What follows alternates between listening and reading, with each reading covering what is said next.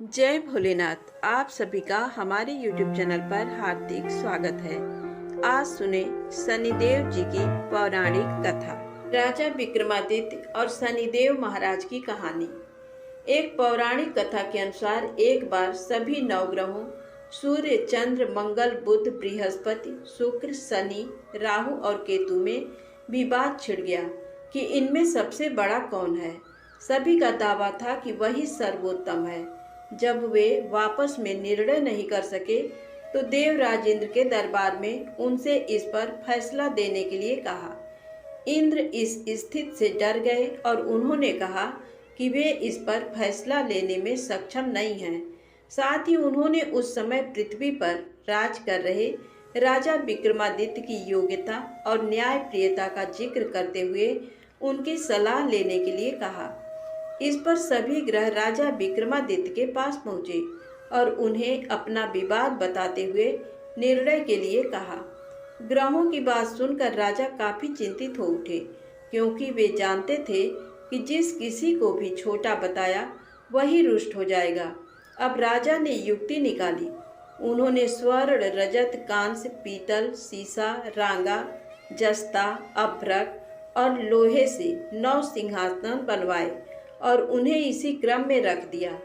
इसके बाद सभी ग्रहों से निवेदन किया कि वे सिंहासन पर स्थान ग्रहण करें। जो अंतिम सिंहासन पर बैठेगा वही सबसे छोटा होगा। सारे ग्रहों ने अपना स्थान ग्रहण किया, जिसमें लौह सिंहासन सबसे आखिर में था, जिस पर शनिदेव सबसे बाद में बैठे और वही सबसे छोटे कहलाए। इस पर शनि कुपित हो गए और उन्हें लगा कि राजा ने ये जानबूझकर किया है। तब शनि ने गुस्से में राजा से कहा कि वो उन्हें नहीं जानते। जैसे सूर्य एक राशि में 1 महीना, चंद्रमा 2.25 महीना 2 दिन, मंगल 1.5 महीना, बृहस्पति 13 महीने, बुध और शुक्र 1-1 महीने विचरण करते हैं, वैसे ही शनि 2.5 से 7.5 साल तक एक राशि में रहते हैं, जिसके चलते बड़े बड़ों का विनाश हो जाता है। शनि ने कहा कि ये शनि की 7.5 ही थी जिसने श्री राम को 14 वर्ष का वनवास कराया, और जब रावण जैसे महावीर पर आई तो मामूली वानर सेना ने लंका पर विजय प्राप्त कर उसका अंत करवा दिया। इसके बाद राजा को सावधान रहने को कहकर शनिदेव गुस्से में वहां से चले गए। कुछ समय बाद राजा पर शनि 7.5 आई और शनिदेव घोड़ों के सौदागर बनकर उनके राज्य में कई बढ़िया घोड़े लेकर आए। राजा ने यह समाचार सुनकर अपने अश्वपाल को अच्छे घोड़े खरीदने की आज्ञा दी। उसने कई अच्छे घोड़े खरीदे। इन्हीं में से एक श्रेष्ठ घोड़े पर राजा सवारी करने निकले, परंतु जैसे वो उस पर सवार हुए, घोड़ा सरपट वन की ओर भागा और भीषण वन में राजा को गिराकर वहां से भाग गया।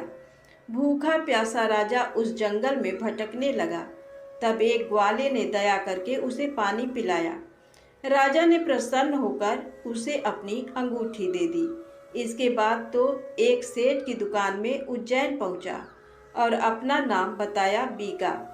सेठ की दुकान उन्होंने जल पीकर कुछ देर विश्राम किया। भाग्य से उस दिन सेठ जी की खूब कमाई हुई। सेठ ने समझा कि बीका उसके लिए भाग्यशाली है। वो उसे खाना खिलाने अपने साथ घर ले गया, जहाँ खूंटी पर एक हार टंगा था। अनायास सेठ को अनोखा दृश्य दिखा कि हार को खूंटी निगल रही है और देखते देखते पूरा हार गायब। ये देखकर सेठ घबरा गया और उसे बीका की कारस्तानी समझकर कोतवाल से कहकर न सिर्फ जेल भिजवाया, बल्कि हाथ पांव भी कटवा दिए और नगर के बाहर फिकवा दिया। राजा अपनी इस दुर्दशा पर हैरान था। जहां बीका गिरा था, वहां से गुजर रहे एक तेली को उस पर दया आ गई और उसने अपनी बैलगाड़ी में उसे चढ़ा लिया। बीका बना राजा अपनी जीभ से बैलों को हाँकते हुए गाड़ी चलाने लगा। उसी काल में राजा की शनि दशा समाप्त हो गई और वो वर्षा के स्वागत के लिए मल्हार गाने लगा।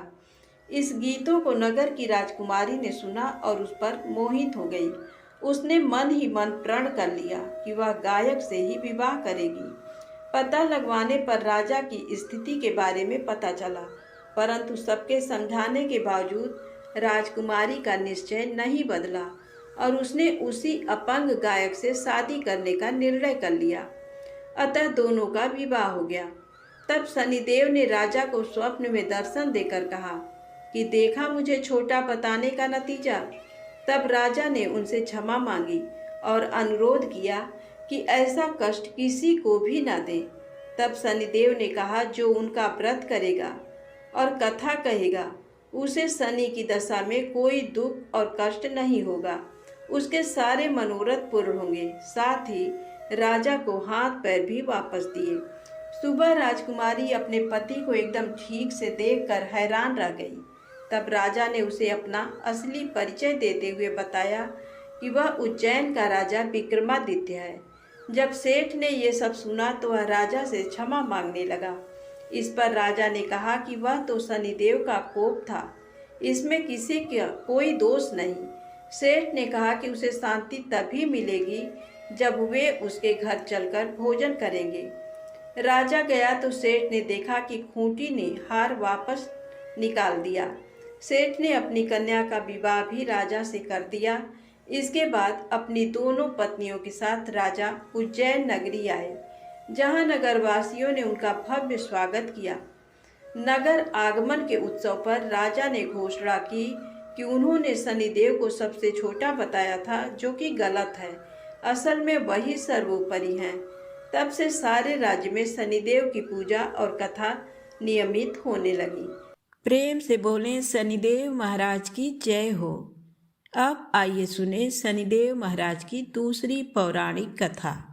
एक ब्राह्मण को सपने में नीली घोड़ी पर नीले कपड़े पहने एक आदमी दिखाई देता और कहता है, हे ब्राह्मण देवता, मैं तेरे लगूंगा। ब्राह्मण घबराकर उठ गया। अगले दिन यही सपना उसे फिर आता है। ये सपना उसे रोज आने लगा। वह परेशान हो गया और चिंता के मारे दुबला होने लगा। उसकी पत्नी ने कारण पूछा तो उसने सपने के बारे में बताया। ब्राह्मणी बोली, वे अवश्य ही शनि महाराज होंगे। अब की बार दिखें तो कहना लग जाओ, पर सवा पहर से ज़्यादा मत लगना। उस दिन सपना आने पर ब्राह्मण ने कहा, लग जाओ, पर कितने समय के लिए लगोगे? तब शनि जी बोले, 7.5 वर्ष का लगूंगा। ब्राह्मण ने कहा, क्षमा करें शनि जी, इतना भारी तो मुझसे झेला नहीं जाएगा। तब शनि जी बोले, तो 5 वर्ष का लग जाऊंगा। ब्राह्मण बोला, ये भी मेरे लिए ज़्यादा है। शनि जी बोले, 2.5 साल का लग जाऊं?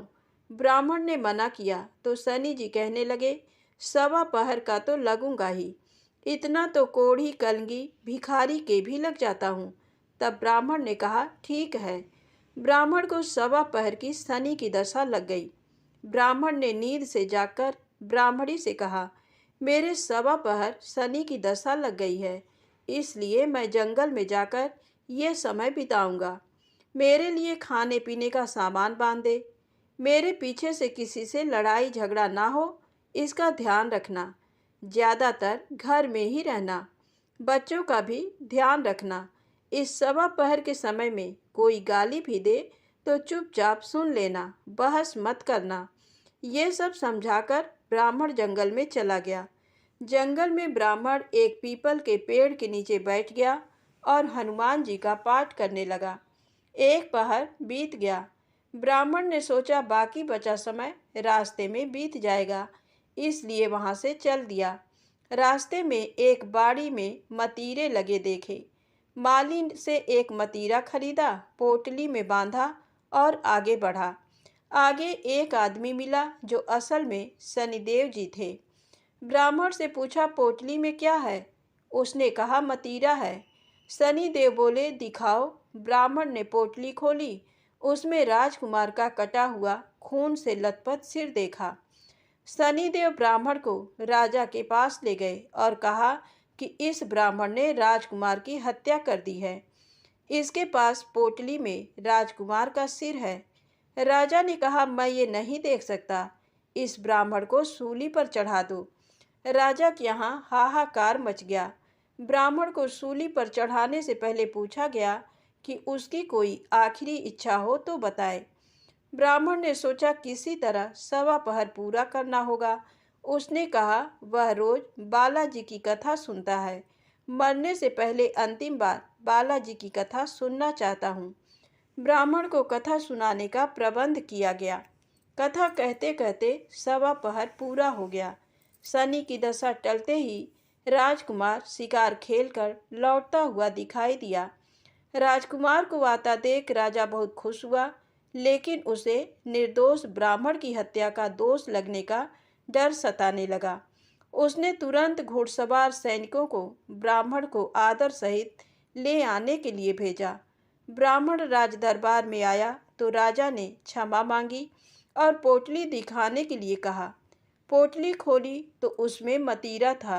राजा ने इन सब के बारे में पूछा तो ब्राह्मण ने बताया, मुझे 1.25 की शनिश्चर की दशा लगी थी, इस कारण ये सब तमाशा हुआ। राजा ने पूछा, ये दशा कैसे टलती है? ब्राह्मण बोला, राजा या सेठ के लगे तो काला हाथी या काला घोड़ा दान करे, गरीब के लगे तो पीपल की पूजा करे तब बोले, साचा शनिश्चर कहिए, जाके पाँव सदा ही पड़िए। शनि की कहानी सुने, तिल का तेल और काला उड़द दान करे, काले कुत्ते को तेल से चुपड़कर रोटी खिलाए तो शनिश्चर की दशा उतर जाती है। राजा ने उसे मतीरा वापस दे दिया। घर आकर ब्राह्मण ने मतीरा काटा तो उसमें बीज की जगह हीरे मोती निकले। ब्राह्मणी ने पूछा, ये कहाँ से लाए? आप तो कह रहे थे शनि की दशा लगी है। ब्राह्मण ने कहा, जब दशा लगी थी तो यही मतीरा राजकुमार का सिर बन गया था। उतरती दशा के शनि जी निहाल कर गए। हे शनि देवता, जैसी ब्राह्मण के शनि की दशा लगी वैसी किसी को ना लगे। प्रेम से बोले शनिदेव जी महाराज की जय हो। एक बार शनिदेव को अपनी शक्ति पर अपार घमंड हो गया। शनिदेव को लगने लगा कि उनसे शक्तिशाली कोई भी नहीं है। उनकी दृष्टि मात्र से ही व्यक्ति के जीवन में उथल पुथल शुरू हो जाती है। शनिदेव इसी मद में चूर होकर ऐसे स्थान पर पहुँचे जहाँ पर हनुमान जी अपने प्रभु श्री राम की साधना में लीन थे। भगवान श्री राम की भक्ति में डूबे हनुमान जी को देख शनिदेव ने उन पर अपनी वक्र दृष्टि डाली, लेकिन कोई प्रभाव नहीं हुआ।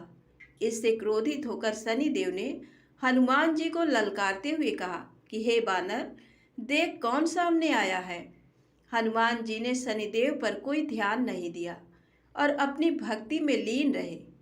शनिदेव ने सभी प्रयास कर लिए, लेकिन हनुमान जी पर कोई प्रभाव नहीं पड़ा। तो शनिदेव को क्रोध 7वें आसमान पर पहुंच गया। तनाव और गुस्से में आकर शनिदेव ने एक बार फिर प्रयास किया और कहा, हे बानर, आंखें खोल, मैं शनिदेव तुम्हारी सुख शांति को नष्ट करने आया हूँ। इस संसार में ऐसा कोई नहीं जो मेरा सामना कर सके। शनिदेव को ये विश्वास था कि ऐसा करने से हनुमान जी भयभीत हो जाएंगे और क्षमा मांगेंगे, लेकिन ऐसा कुछ भी नहीं हुआ। बहुत प्रयास करने पर हनुमान जी ने बहुत ही सहज भाव से पूछा कि महाराज, आप कौन हैं? इस बात को सुनकर शनिदेव को और क्रोध आ गया। शनिदेव हनुमान जी से बोले, अभी इसी समय मैं तुम्हारी राशि में प्रवेश करने जा रहा हूँ, तब समझ में आएगा कि मैं कौन हूँ। इस बार भी हनुमान जी ने शनिदेव से कहा कि आप कहीं और जाएं और उन्हें अपने प्रभु का स्मरण करने दें, विघ्न ना डालें। शनिदेव को हनुमान जी की ये बात कतई पसंद नहीं आई और ध्यान लगाने जा रहे हनुमान जी की भुजा पकड़ ली और अपनी तरफ खींचने लगे। हनुमान जी को लगा जैसे उनकी भुजा को किसी ने दहकते अंगारों पर रख दिया हो। उन्होंने तुरंत एक झटके से अपनी भुजा शनिदेव की पकड़ से छुड़ाया। इसके बाद शनि ने विकराल रूप धारण कर उनकी दूसरी बाँह को पकड़ने की कोशिश की तो हनुमान जी को हल्का सा क्रोध आ गया और उन्होंने अपनी पूंछ में शनिदेव को लपेट लिया। शनिदेव का अहंकार और क्रोध तब भी कम नहीं हुआ। शनिदेव ने हनुमान जी से बोले, तुम तो क्या, तुम्हारे प्रिय श्री राम भी मेरा कुछ नहीं बिगाड़ सकते। इस पर हनुमान जी को अत्यंत क्रोध आ गया और पूंछ में लपेटकर शनिदेव को पहाड़ों पर, वृक्षों पर खूब उठा उठा कर पटका और रगड़ा। इससे शनिदेव का हालत खराब हो गया। शनिदेव ने मदद मांगी और रक्षा करने के लिए कहा, लेकिन कहीं भी देवता मदद के लिए आगे नहीं आया। अंत में शनिदेव को अपनी गलती का एहसास हुआ और बोले, दया करें वानर राज, मुझे अपनी उद्दंडता का फल मिल गया, मुझे क्षमा करें, भविष्य में आपकी छाया से भी दूर रहूंगा। तब हनुमान जी बोले, मेरी छाया ही नहीं, मेरे भक्तों की छाया से भी दूर रहने का वचन देना होगा। तब शनिदेव ने हनुमान जी को ऐसा ही वचन दिया। इसीलिए शनिदेव हनुमान भक्तों को परेशान नहीं करते हैं। दूसरी कथा के अनुसार अहंकारी लंकापति रावण ने शनिदेव जी को कैद कर लिया और उन्हें लंका में एक जेल में डाल दिया। जब तक हनुमान जी लंका नहीं पहुंचे तब तक शनिदेव उसी जेल में कैद रहे। जब हनुमान जी सीता मैया की खोज में लंका में आए तब माँ जानकी को खोजते खोजते उन्हें भगवान शनिदेव जेल में कैद मिले। हनुमान जी ने तब शनि भगवान को आज़ाद करवाया। आज़ादी के बाद उन्होंने हनुमान जी को धन्यवाद दिया और उनके भक्तों पर विशेष कृपा बनाए रखने का वचन दिया। प्रेम से बोले, हनुमान जी महाराज की जय हो, शनिदेव जी की जय हो। अब आइए सुने शनिदेव महाराज की कहानी। किसी एक नगर में एक ब्राह्मण रहते थे। उनके 3 बहुएं थीं। एक बार वह अपनी छोटी बहू को घर छोड़कर खेतों में काम करने सबको लेकर चला गया। वह छोटी को जाने के पहले भोजन बनाने और पूजा की तैयारी का उपदेश देकर चला गया। वह बड़ी दानी स्वभाव की थी। सबके चले जाने पर कोढ़ी का रूप रखकर शनि भगवान आए। उन्होंने तेल उबटन लगाने के लिए कहा, फिर नहाने के लिए गर्म पानी मांगा और फिर पेट भर खाना मांगा। उस दानी स्वभाव की बहू ने उनके कहे मुताबिक सब कुछ कर दिया। उन्होंने खूब डटकर भोजन किया और पत्तल को मोड़कर छप्पर में खोस गए। शाम को परिवार के सभी लोग आए। सभी चीज़ें तैयार थीं, केवल खाना कम था। पूछने पर पता लगा कि बहू ने एक भिखारी को खिलाया था। ब्राह्मण ने उससे असंतुष्ट होकर दूसरे शनिवार को बड़ी बहू को घर में रखा और सब लोग खेतों में काम करने चले गए। उसी भांति शनि भगवान आए और वही सब मांगा, पर बड़ी बहू ने कह दिया, हमारे यहाँ कुछ नहीं है। शनि देवता ने कह दिया तो ऐसा ही हो, और चले गए। वापस आने पर ब्राह्मण ने देखा कि कुछ भी तैयार नहीं था और भोजन गायब हो गया था। अगले शनिवार को मझली बहू को घर पर रखा और उसने भी बड़ी की तरह ही किया। शनि देवता ने उसे भी वैसा ही शाप दिया और चले गए। चौथे शनिवार को फिर छोटी बहू को रखा गया। उसने पहले की ही भांति शनि देवता के आने पर किया। शनि देवता अपनी जूठी पत्तल छप्पर में फिर खोसकर चले गए। घर वापस आने पर सबने देखा कि घर अच्छी अच्छी चीज़ों से जगरमगर हो रहा है। रसोई में नाना प्रकार के व्यंजन, मिठाई, पकवान बने हुए रखे हैं। सबको बड़ा आश्चर्य हुआ कि निर्धनता में भी ये सब कैसे बन गया। बहू ने बतलाया, कोढ़ी आया था, उसकी कुछ सेवा कर दी थी और भोजन करा दिया था। ब्राह्मण समझ गया कि शनि देवता आए थे, उन्हीं की कृपा से ये सब हुआ। उसने अपना घर देखना शुरू किया तो छप्पर में खोसे हुए पत्ते मिले जिनमें हीरा जवाहरात भरे थे। बहू ने बतलाया, ये तो भिखारी की जूठन है। शनि भगवान की कृपा से उनके घर में धन संपत्ति भर गई। हे शनि देवता, जैसे छोटी बहू पर कृपा की वैसे सब पर करना। कहानी कहने वालों पर भी, कहानी सुनने वालों पर भी। प्रेम से बोलें, शनिदेव महाराज की जय हो।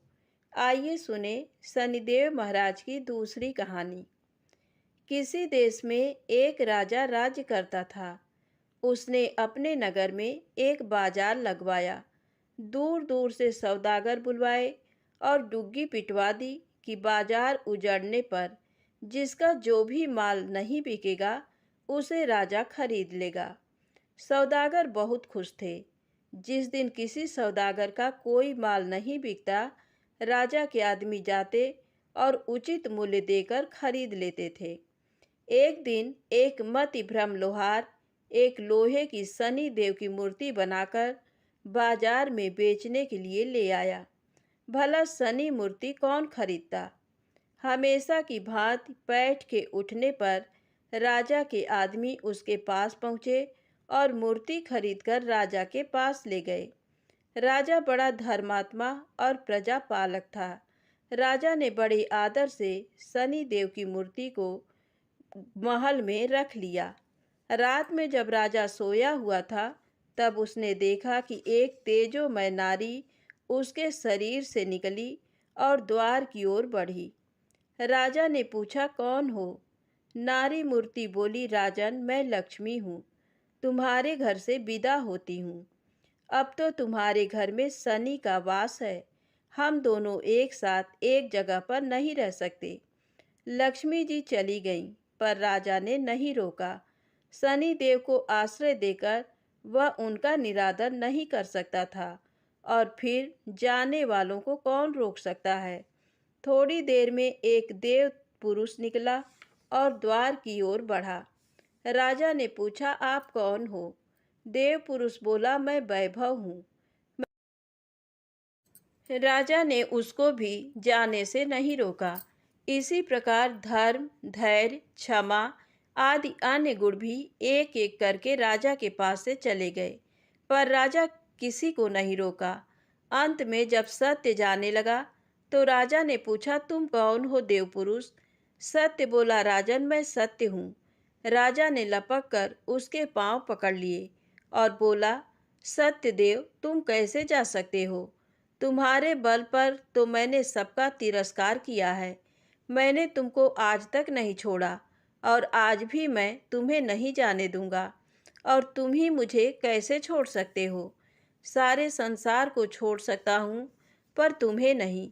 सत्य लाचार होकर रुक गया। बाहर सब लोग सत्य की राह देख रहे थे।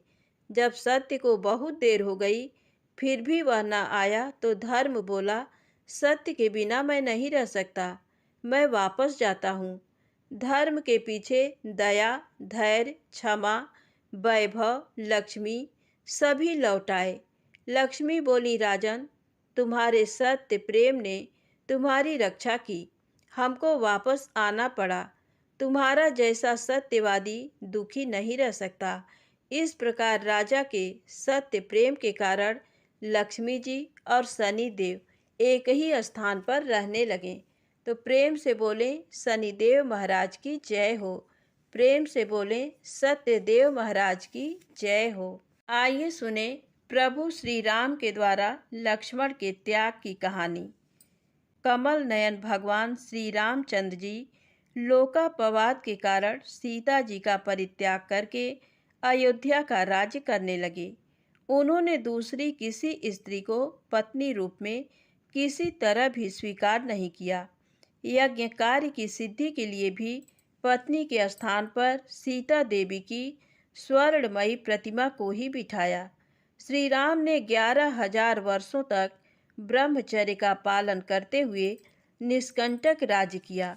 तदनंतर श्री रामचंद्र जी के भवन में एक देवदूत आया और बोला, भगवान, मुझे इंद्र ने भेजा है, अतः आप मुझसे एकांत में मिलिए।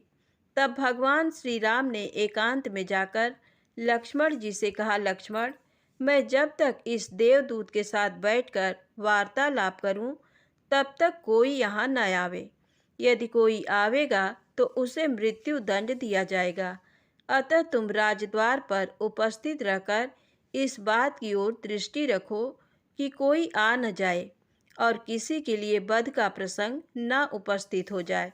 लक्ष्मण ने बहुत अच्छा कहकर आज्ञा स्वीकार की और वे स्वयं राजद्वार पर खड़े होकर पहरा देने लगे। इधर देवदूत ने श्री राम के साथ वार्तालाप प्रारंभ किया।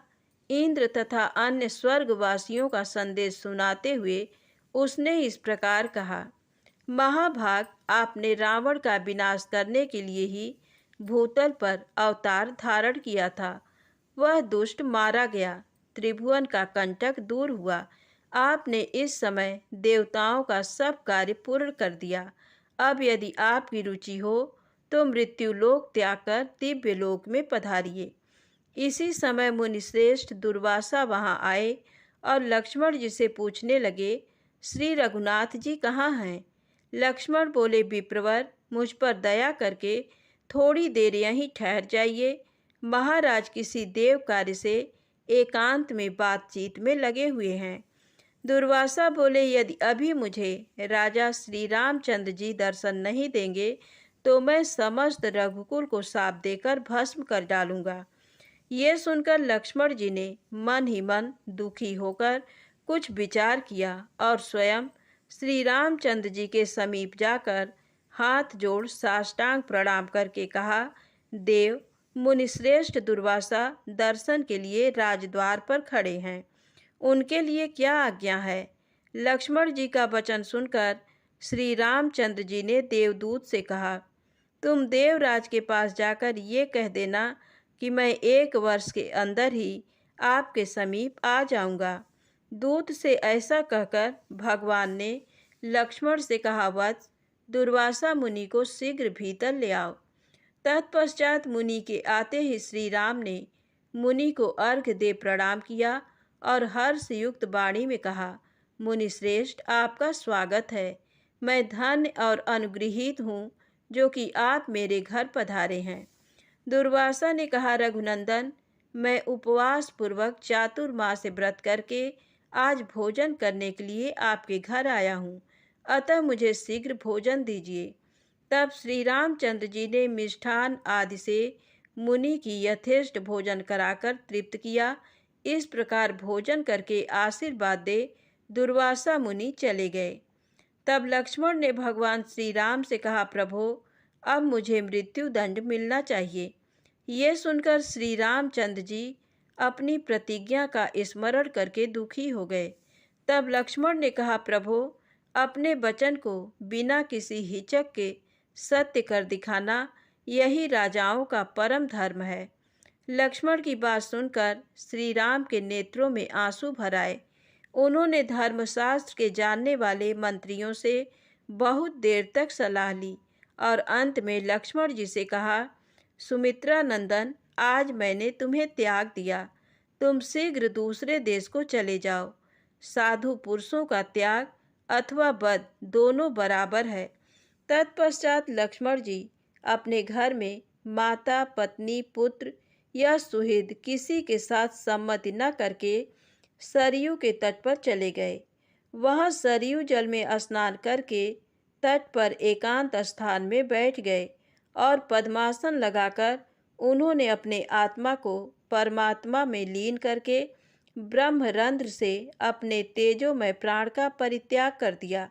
श्री रामचंद्र जी ने जब ये समाचार सुना तब वे अत्यंत दुखी होकर विलाप करने लगे। वे मंत्रियों और सुहित जनों को साथ लेकर स्वयं उस स्थान पर गए और करुण स्वर में हा वत्स कहकर फूट फूट कर रोने लगे। उस समय लक्ष्मण जी का कलेवर अदृश्य हो गया और फूलों की वर्षा के साथ आकाशवाणी हुई, महाभाग राम, आप शोक न करें। ब्रह्म ज्ञान से संयुक्त लक्ष्मण जी सर्व संन्यास करके परम धाम को पधार गए हैं। आकाशवाणी की ये बात सुनकर मंत्रियों ने कहा, महाराज, ये लक्ष्मण परम सिद्धि को प्राप्त हुए हैं, अतः अब अपने घर को लौटिए।